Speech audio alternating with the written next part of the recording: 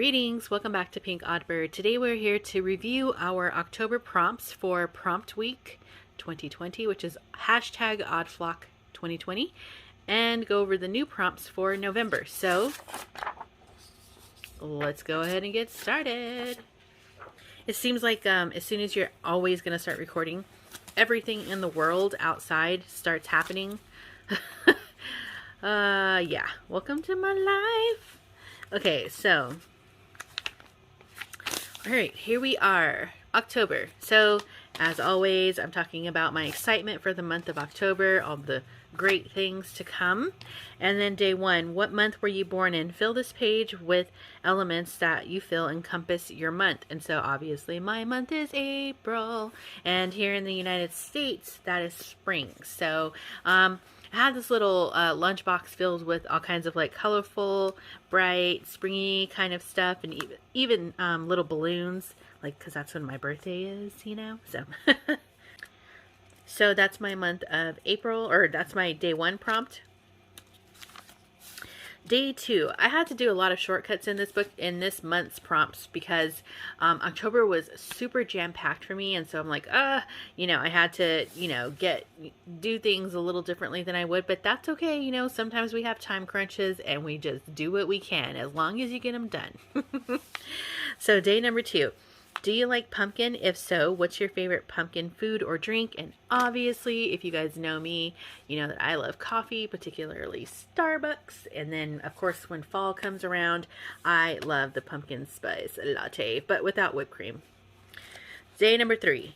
Create a page with a full moon. So I just painted this whole page black, and then I had cut out a little moon that I had printed, and then I just kind of cut it sort of jagged so that it would look more moon-like instead of like a perfect circle. Day number four, do your best to draw on an item that is currently in your view. I bet you guys can't even guess. Well, you probably definitely can't guess what this is, but this, I probably should have moved this or put something else in front of me, but I was just trying to be like organic and in the moment. And actually, I should probably go back and write what this is, because maybe someday when I get much older, I'll forget what this even was. Even though if I turn it this way, you might be able to better tell. It's Aileen's tacky glue. And mine is the kind that stands upside down, so that's why it's upside down and in the little cap here. And then to the right of that was my little earbuds, my wireless earbuds. So what the heck, I threw those in there as well. So I'll go back and write about that. I didn't think about that at the time, but I probably will forget, so it might be a good idea. Day number five, make a page of leaves. You can use punches, fussy cutting, real leaves, or draw them. When I did this page here, I found this big jumbo leaf, and I was like, oh, I can save that for the leaf page. And then for the rest of them, I just use like various markers that I have to make some green leaves.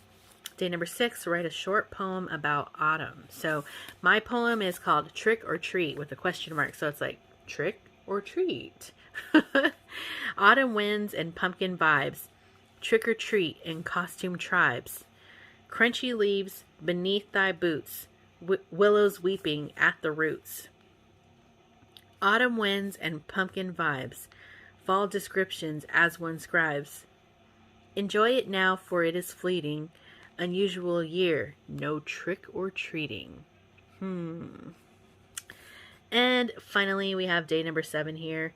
Create a fall mood board. What are some of the things that give you all the fall vibes?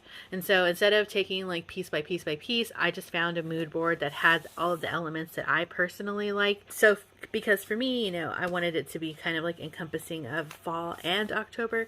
So I just have, you know, pumpkin and all the other spooky things on here that I love about fall, particularly October. And that's it. So let's do a little review of our November prompts for Prompt Week. And I wanted to focus this month's prompts around being present and, you know, being present with your surroundings and being kind of like one with your environment, and also being thankful. So it's like a little mixture of those two. So let's run through. Describe where you are right now. That's day number 1. Pretty simple. You can write about it. You can take a picture, whatever you want to do. or both. Day number 2, take a 2-hour break from social media / your device.